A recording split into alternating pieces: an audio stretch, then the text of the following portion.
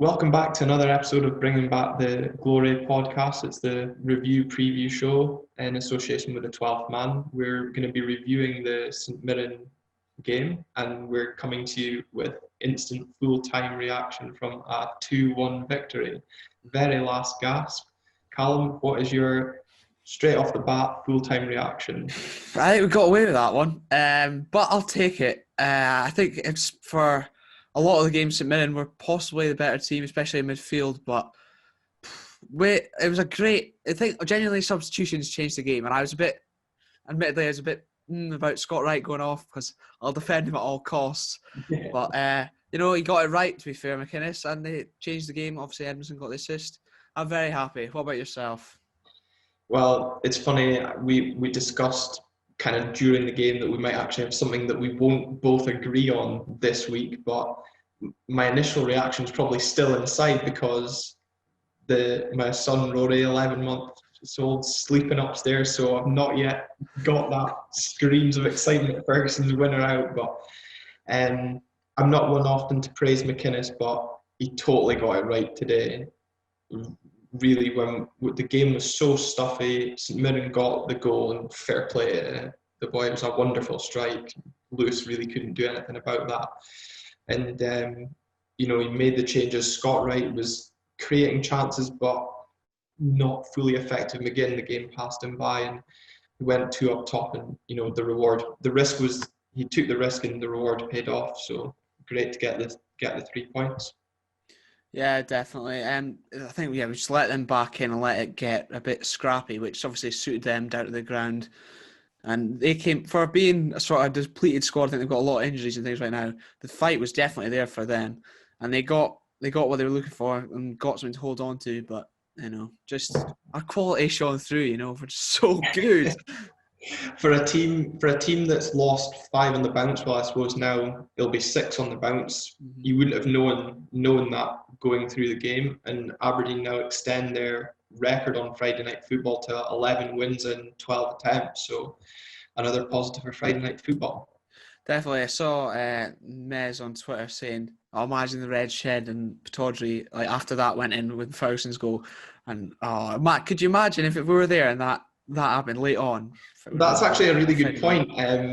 You bring up it's that's kind of going off script a bit, but it's actually something I text my friend Ian Watson saying this 10 minutes to go, this game was perfectly set up for having fans at Pataudry. Mm-hmm. A Friday night, folk would have had drinks before and nights out planned after. A tense game, the crowd would have been behind the team with the manager making a positive change, and you get a last minute winner. That would have been just such a perfect game to have fans in. I don't know, it's typical, isn't it? But nothing we can do about it, unfortunately, but it would have been absolutely phenomenal. It really would have. So that's myself and Callum's initial reaction at full time. So we're just going to rewind a little bit and take it back to the start of the game and kind of go through our thoughts overall on the game. So when the team news was announced, was seen an unchanged team for Aberdeen and St Mirren only naming 4 subs. What was your initial thoughts when we've seen the lineups announced? I thought it was pretty much to be expected. Again, I wasn't really sure whether it would be Hedges at right wing back or McGinn back there, and it was Hedges, which, well, I think with McGinn, he's obviously, you don't want him out back there because he's just defensively, he's pretty terrible. But Hedges, being left-footed, always wants to come in, and he's coming into a crowded area of the pitch already. He doesn't offer much width on the right-hand side, which I don't think was great. But I didn't really expect many changes from the starting lineup. But I was surprised. I didn't realise St Mirren had such a depleted squad that they only had 15 first-team players in. But such is life. But I think Goodwin's saying he's hoping they'll be back soon. So, but Kyle McGuinness probably won't be. So let's just say that. And will it be at us or will it be at Hibs? Who knows? I think unfortunately, I think he will be at Hibs this time. I think they finally got. Let them have one signing. Yeah, I think they finally got one. I think so. No, and I think that's a good point about Hedges. Something we discussed during the game. His desire to always cut in onto his left foot was kind of frustrating, especially when we were losing the game. But we wanted to be up there in the attacking sense. But I certainly think it was quite strange to see a team set up at Pataudry with a back 3. No disrespect to St Mirren, but normally you'll see bottom 6 sides or teams down the bottom end of the table coming and sitting at Tawdry. So in a way, it was actually quite refreshing to see a team show a bit of an attacking formation. But certainly in the opening 10, 15 minutes, we started in the same vein as we did on Sunday. We got in behind St Mirren, and a great chance early on for Marley Watkins. Just probably a tight angle, couldn't get it cut back enough, and there was a good save from Anik from Lewis Ferguson. But after that, I don't know if it was St Mirren kind of got up to pace with the game, or we took our foot off the pedal, but we allowed St Mirren back into the game, and they were certainly causing us problems in that first half. Yeah, they were sort of dictating it for quite a period of the game. I think in midfield especially, I think McPherson and I'm not going to try to say, you know who I mean. I'll just pronounce it wrong. Yeah, him. And they impressed me. I think they were both very young as well. I don't even know if they're 20 yet. So they impressed me, and the boy Sharon as well. And obviously Obika and Irwin as well, both just big physical presences that are going to cause defenders problems. And they did exactly that, caused Considine problems. People were getting on at Taylor, but Considine, I think, was worse. And I don't usually say that about Andy. So, when we look at the stats back for the viewership, this is when it'll plummet now that we slagged off Considine. Oh, no, dislike button hit everything. But it's, and I'm going to actually back you up on that. Obika caused lots of problems in that first half with his running in behind. And that the chance that you kind of reference where Taylor got a lot of hate from, I suppose, online. Yes, he didn't win the ball, and what a tackle from Tommy Hoban, by the way, covering back. But Considine's in no man's land. He's miles out of position. And I really think tonight Considine just struggled for large parts. He looked uncomfortable. I think for large parts, actually, the whole team looked uncomfortable. And it was such a frustrating 90 minutes. But, we've got to be happy at the end of it. Definitely. But, going in at half-time 0-0, I think the general feeling was one of frustration amongst the support. And there was a lot of talk of change being needed. One you didn't agree with, and the other possibly with Niall McGinn. So the one we were saying you don't agree with was Scott Wright. Well, but again, people were coming for him on social media, and I'm very unhappy about that, because they were saying that he's giving the ball away. Okay, he's giving the ball away, but it's better that than being an empty shirt like some of the others were in the first half, for most parts of the first half. I think McGinn was definitely, he's one of the ones I was referring to, being a bit anonymous throughout the game. He does sort of drift in and out, this time mainly out. But in hindsight, I think they got it right with taking off Scott Wright. At the time, I thought, well, Ferguson and McCrory didn't really get near McPherson, especially, and Scott Wright was the only one who did. But, I was pretty unhappy at the time. I'll admit that. But, I've been proved wrong, and I'll admit it. I think my biggest frustration with Scott Wright tonight was the chance he had in the second half. I can't remember if it was at 1-0 or 1-1, where he cut back inside onto his right foot, and he should have just hit it. And he wanted to do another cutback.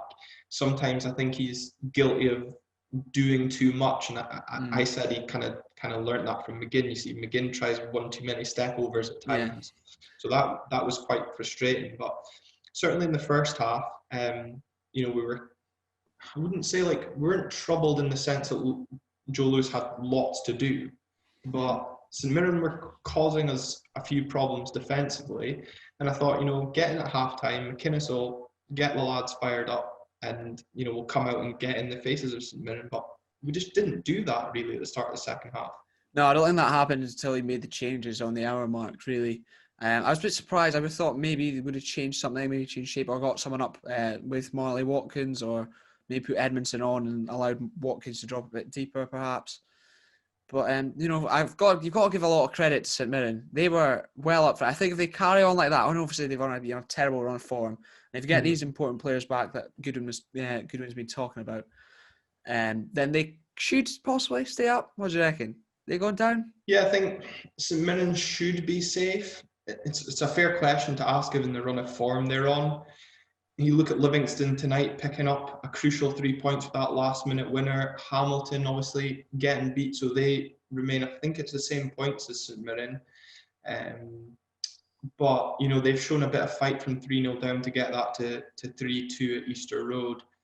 But I'd like to think, St Mirren have got goals in there. Obika has obviously had a quiet night tonight, but should hit form. Obviously, Kyle McGuinness might be on the way out, but I think if they can start getting goals tonight, I was really impressed with St Mirren defensively, albeit once they went 1-0 up and we made a couple of changes, they just seemed to just forget how to defend, and it became a bit too easy for us.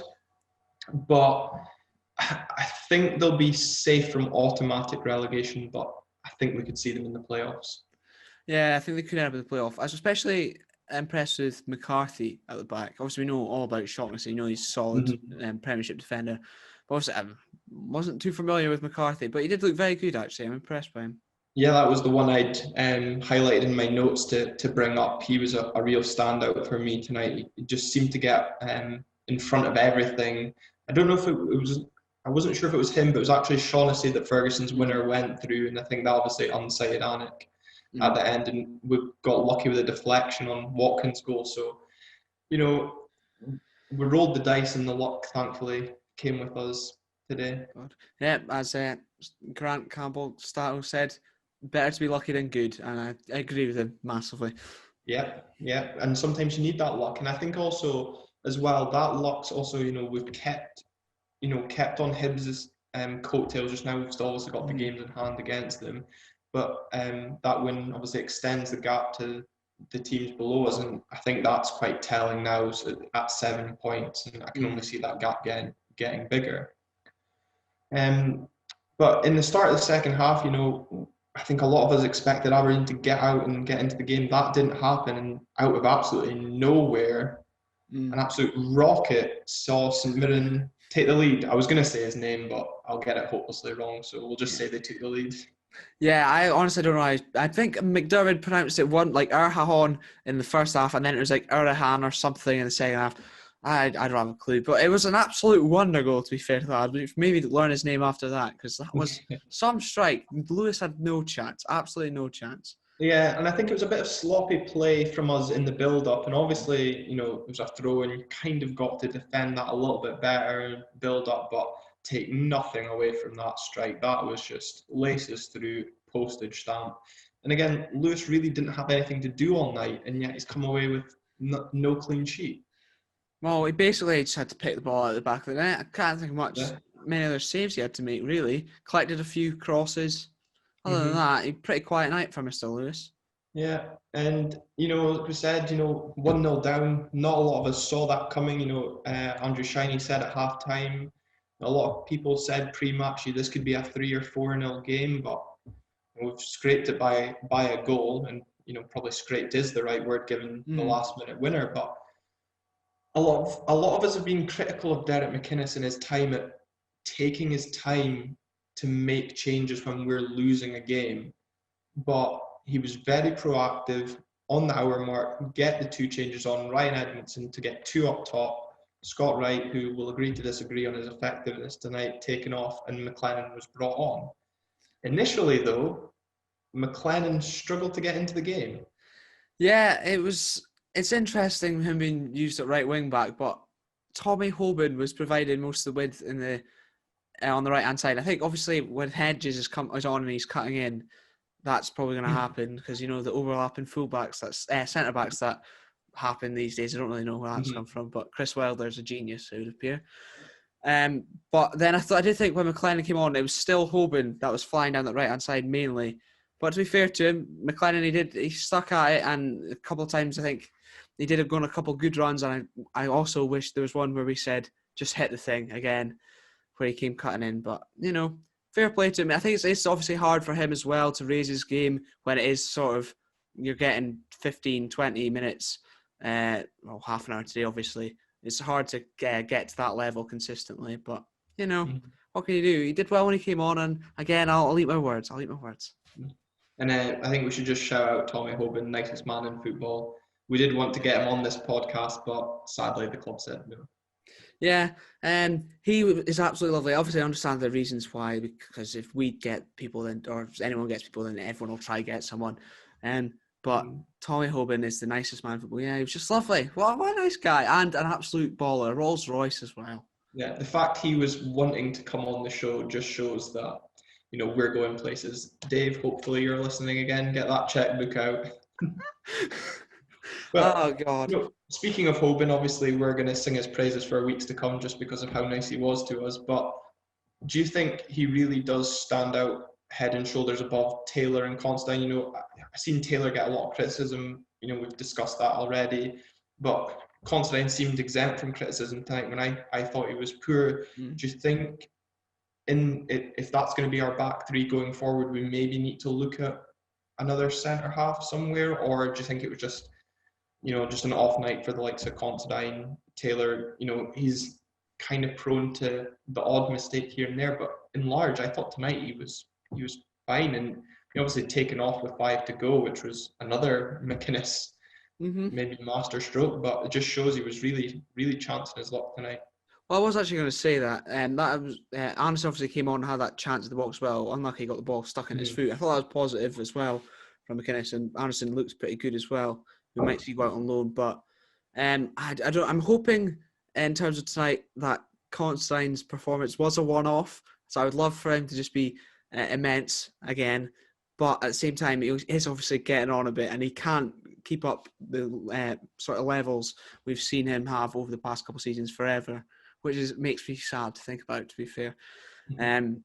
But I would possibly like to see another centre-half come in, because going off tonight's performance, there is areas of our back three's game that can be exposed, obviously with the exemption of Tommy Hoban. But I don't think we'll see anyone coming in, unfortunately. But, I mean, that's just the way things are at the moment. We've got to keep the McKenna money, unfortunately. Yeah, Kingsford won't build itself. Exactly. How else are we going to build a statue of McInnes outside it? But, the hour mark came, we made the changes. Ryan Edmondson, what was your thoughts on him? Great impact, I thought, and, brilliant layoff for Marley Watkins' opener. He's looked bright every time he's come on, really, hasn't he? I think he's probably harsh that he's not been given a start yet, I suppose, but he's just we're back from injury. But I thought tonight maybe we might have seen him in from the start, but I suppose with Watkins' goal. Having said that, I've seen people mention against St Mirren at home, we could go 2 up top from the start, and I would like to see that possibly more in future. Obviously, St Mirren gave a better showing than we thought, but if we'd maybe gone and attacked them 2 up top from the start, been a bit more brave with it, I guess you could say, and that's possible. But I think maybe we will see a bit more of him in future, because he looks bright. Obviously, we've only got him till January, but who knows what will happen with Cosgrove possibly leaving at some point. Who knows? Obviously, just getting back to fitness, and then Bruce maybe on the way out. And I don't know what's happened to Curtis Main. Do you know if he's injured or it's not fancied? I don't know, maybe out of favour. Who knows? Another injury. Same with Matty Kennedy, actually. I think tonight also showed we miss him at right wing back to get Hedges up the pitch more. But in terms of Edmondson, I think it was a great application from him today, and he's proved a good acquisition so far. He's a relative unknown when he came to us, and he's put himself about, and he drifted out onto the wing, but he was dragging defenders out with him. He's a big physical presence, like Watkins.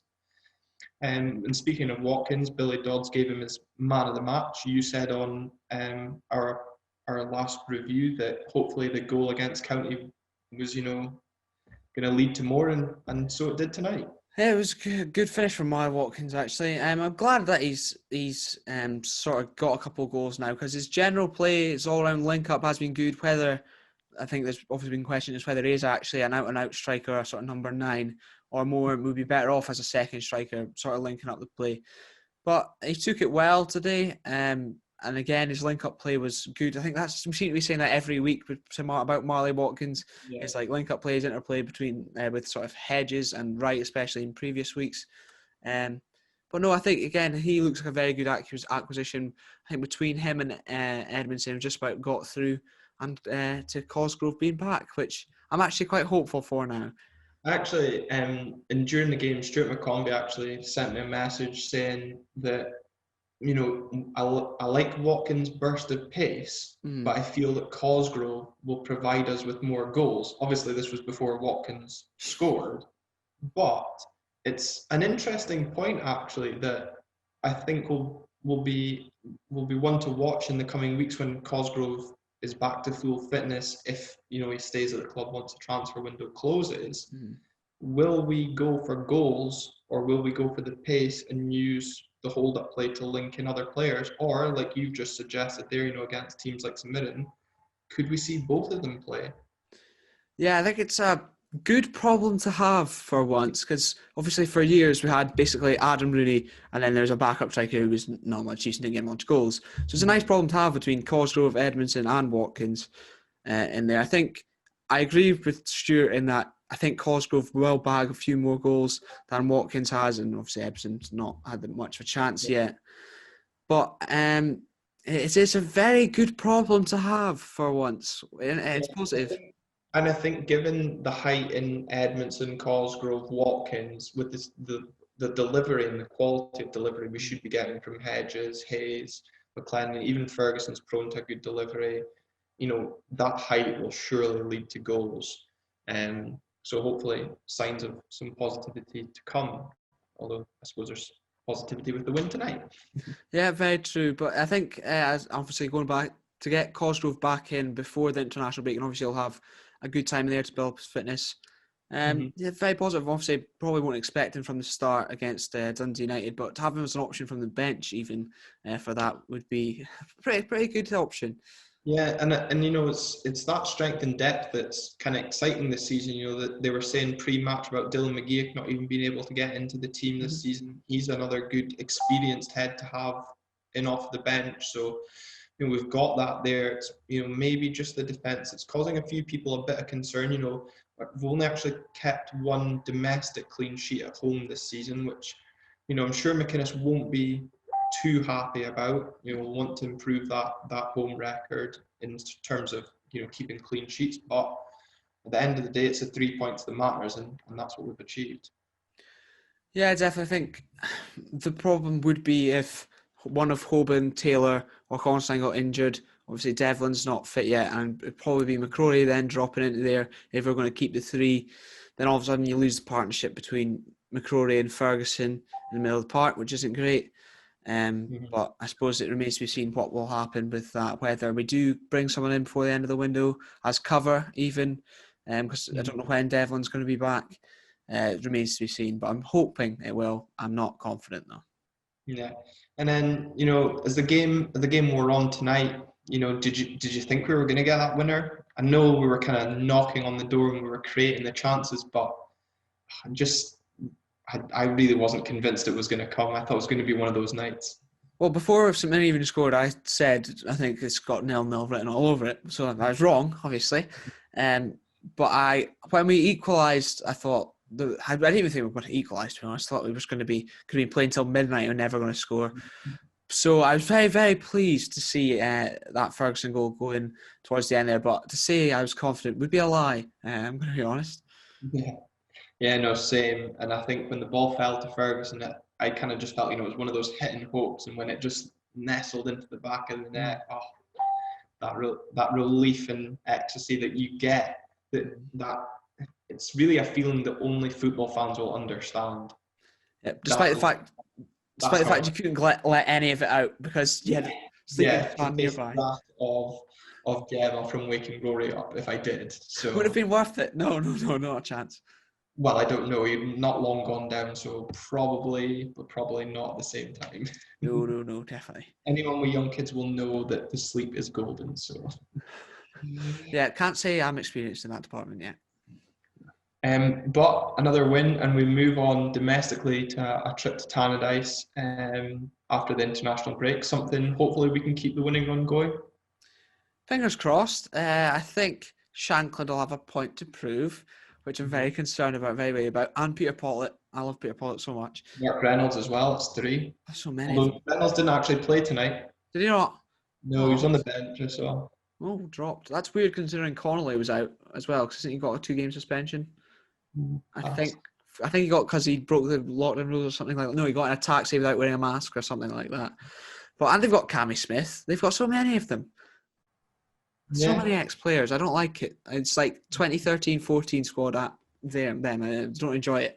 But and they've got a lot of point proof. I think they have looked pretty good in periods and patches. It won't be an easy game by any stretch of the imagination.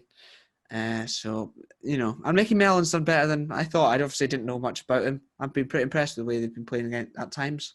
Yeah, another game obviously we're disappointed that the fans can't go to. It's a game that's always well attended from both sets of fans and obviously enjoyed by the away fans. But we'll have a full preview of that game in a couple of weeks as we head into the international break, and obviously hope that Scotland can get that win against Israel in the playoffs.